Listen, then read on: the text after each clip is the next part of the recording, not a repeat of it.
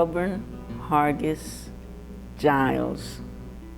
I was born August 5th, 1933 in San Marcos, Texas. My parents are Enola Hollins Hurd and Lawrence Charles. Everybody called him L.C. Hargis. Okay. Brothers and sisters? No, I'm an only child. Okay. A very small brat. Very small brat. Yes, I am. And my grandfather, Mose Hollins, he would not work in anybody's field. He would tell them. His house is still standing behind the big house there in Staples. They have it sealed up now, but anytime I want to go there, they lived on the Loman farm. And he always worked in the gin. And they said that he could pick up a whole bale of cotton and take on his back. He was one strong man. And he loved to raise hogs. And they let him keep hogs, and they still got some old hog pens that he built. And they let him keep his hogs there. I see. Yeah, always fun. Always fun. Always fun. We always had plenty of food to eat. My grandfather started driving a grocery truck, Southern Grocery, in 1918. And we just always had plenty. Always had plenty. Southern Grocery was a San Marcos company. Uh-huh. Yeah, and some of their coffee tins. Yeah, and my grandfather worked for them. And on some of the coffee bags, they named it Old Mo's Coffee. Yes. And that's my grandfather. And they have him, a picture of him on the and the bags. I've never seen one of those. I have one of the bags, and where his picture's on there drinking coffee. Southern Grocery. And he delivered groceries in San Marcos, Lockhart, Seguin, Austin, just all around. And so then when I was 5, I went to school at the colored school. And this uncle that was a teacher was Edward? Edward Hollins, And I started to school at 5, and they looked at me and I said, well, I'm 5 at home and 6 at school. And I could do the work, so they let me stay. Right. And then a little boy there, my uncle been teach over in the high school part, and I was over in the elementary part.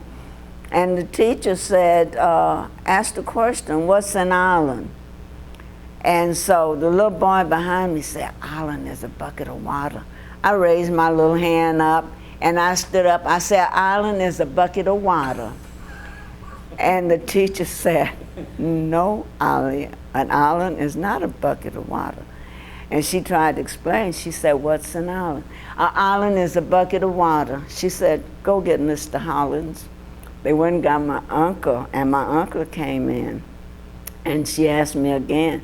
My uncle used to call me Sweets.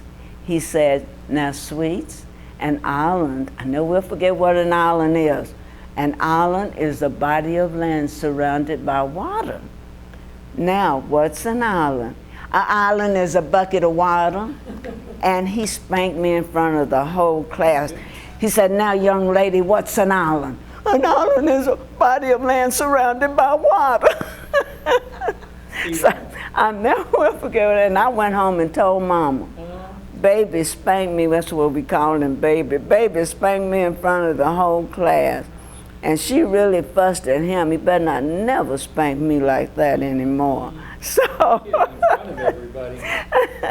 30? Oh, it was more than that. This neighborhood was just really, had lots of children. You know, we had 4 Negro schools here. Is that right? This is not the only school. Where were the others? One was at Yard Creek out near the shopping mall, and I've got a copy of the old deeds saying that that was to be a school for the little Negro and colored children. I know where that site is. It's And- across from the power plant, right? And that's they had me investigating that power plant. And I called his sister and asked her, what did he mean, Negro and colored children? And the Negro children were the darker skin, and the colored children were the light skin. I see. And then we had another school on Hunter Road. Okay. Miss Harris used to be the teacher there. Okay, down in Old Stringtown? Uh-huh. Uh-huh. And then we had another school over where we called Katytown because my grandmother them lived in Katytown for a while. It's over there where, By the Katy Depot? it's over in that area that they called Katytown. Okay. And we had a school there. And then the school on Comel Street, the preacher was the teacher. And then they decided they're gonna move, they built the Whites a new school.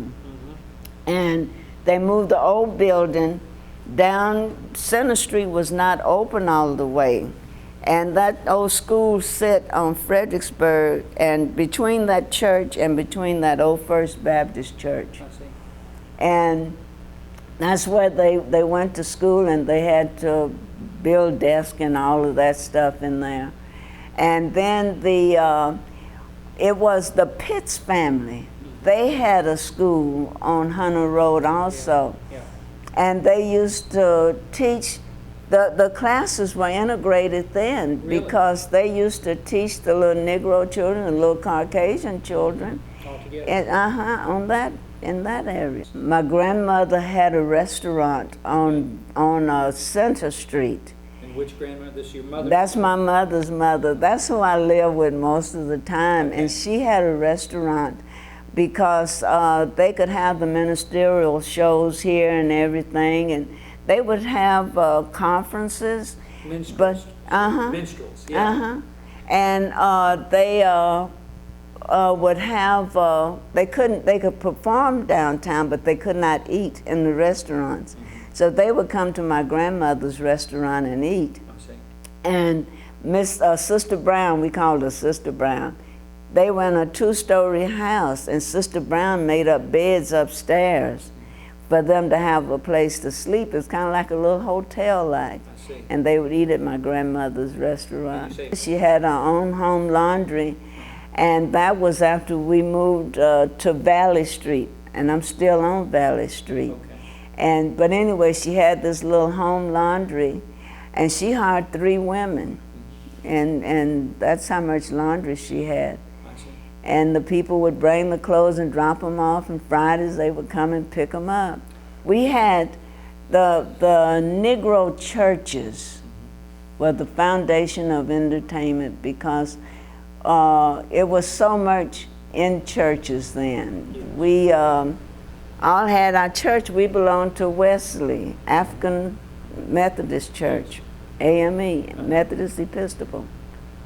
And it was just always something going on for children. And downtown, anyway, on Sundays, it was closed. All the stores closed on Sundays downtown. Yeah. Yeah, so it wasn't anywhere to go, and we'd go to church, and then Mama would invite the preacher for dinner, and then we'd go out and play. We couldn't stay in the house. Yes, and food.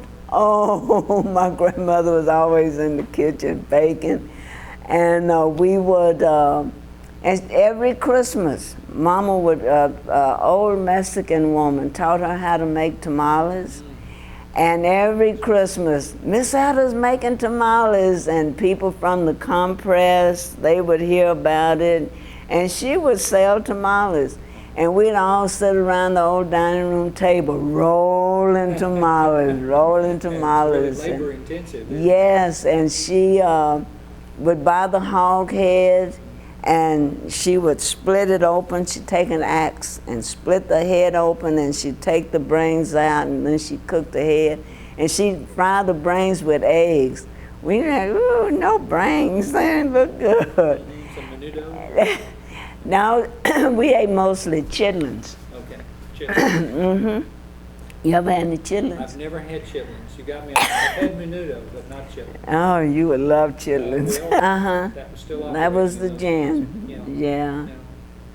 And Mr. Heavy used to work over at everybody called him Mr. Heavy, because he was a big African-American man. Yeah.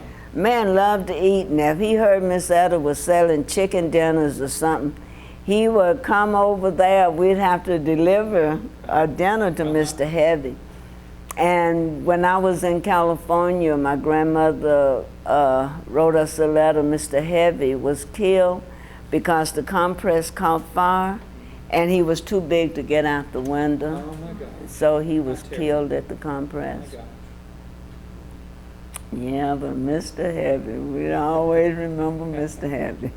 And we used to go to Holt's Grocery. My grandmother would send us to Holt's Grocery Store. How do you spell that? Holt's Holt, Grocery. I'm sorry, Yeah, H-O-L-T. yeah, I speak Ebonics. No, I got Holt's. you. Yeah, I'm with you. And we would go to, and Mama would get flour or something that she needed. Mr. Walter, you gonna give us a P-loan? And he'd say, sure, you know I'm gonna give you a P-loan. Walter Feldman. No, Walter Holt. Walter Holt, I apologize. Yeah, he would give us a P-loan, a piece of candy or Yeah, something. absolutely. And then he moved us over in Katyville, because we used to walk over there to Katyville to the store. And Miss Ollie had a store on Center Street. She's African American, and she had a grocery store. So it was obviously a thriving community. Oh within the yes, community. oh yes. Yeah. Yes, Okay. Miss Ollie's grocery store, and Cutting John, Broadnax, Cutting John. And he had a little stand in the alley there. When you go down Valley Street, he had a little stand where he sold soda water and cookies and stuff like that. And yeah, we'd go down to Cutting John's and get something. And just everybody had little glacé stands. You ever had glacé? They call it snow cones now. Okay. But it used to be glacé. And we always had fun. The little Hispanic children, we all lived in the same neighborhood. We fight together, we get out and roll tires together, and then we love each other. Yeah, and I don't know, we were just always good neighbors. We were just always good neighbors. I don't know, seemed like here in San Marcos, we all got along. We all, Jack Gary was the sheriff, Mr. Wren, and all of that. When Jack Gary come in to pick up his laundry, Mama knew to have his hoe cakes ready. Well, yeah, and he would come through, and she would have his hoe cakes on the kitchen table with his molasses. And he would come through high at her, keep right on to the kitchen, sit down at the table and eat his hoe cake and sop and serve, sopping molasses. And he would eat, and then he'd get up and pay Mama and take his laundry and go on. Probably 3 people in the room are going to laugh when I ask the question, what is a hoe cake? A hoe cake is like One. biscuit bread. Okay. They call it biscuit bread. And they would pat it out, and they would fry it. It's just fried biscuits. Okay. Yeah, and they call that hoe cakes. My mother and dad separated when I was about a year or something like that, because Daddy, last time I saw my father, he came by the school to see me, and he left me a dime. He said, Daddy is leaving, and but I'll be back someday.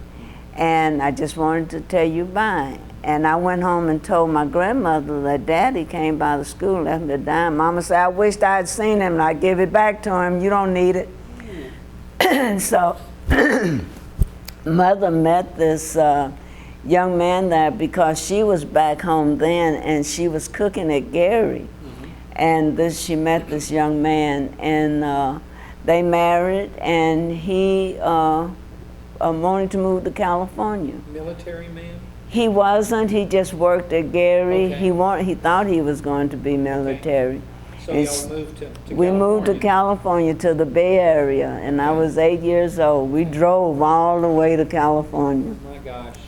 And then when we got there, now I just left Texas. This was kind of I don't know what you would call it, the way I felt. because here I was used to a segregated school, all colored teachers, colored students and everything.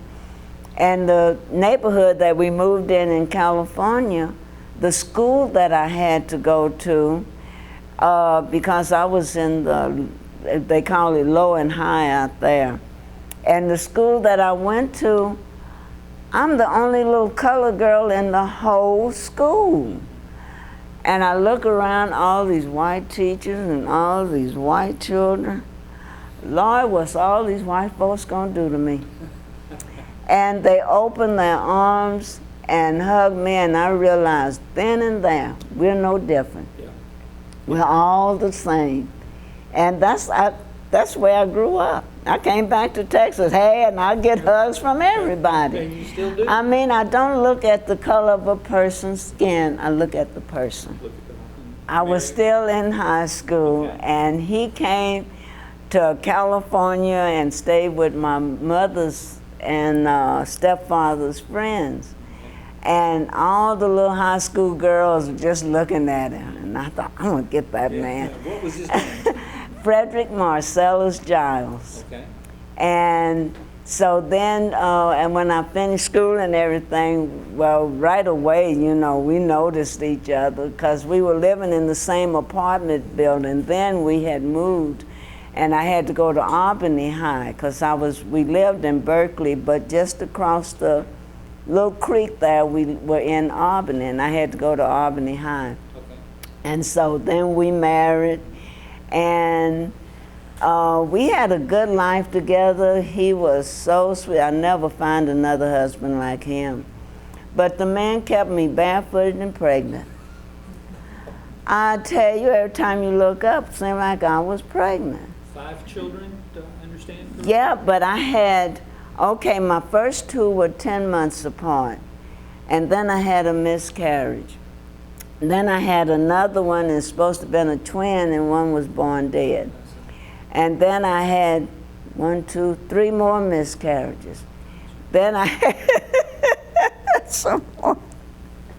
And I said, and I said, if this is all it is to married life, I don't want to be married no more.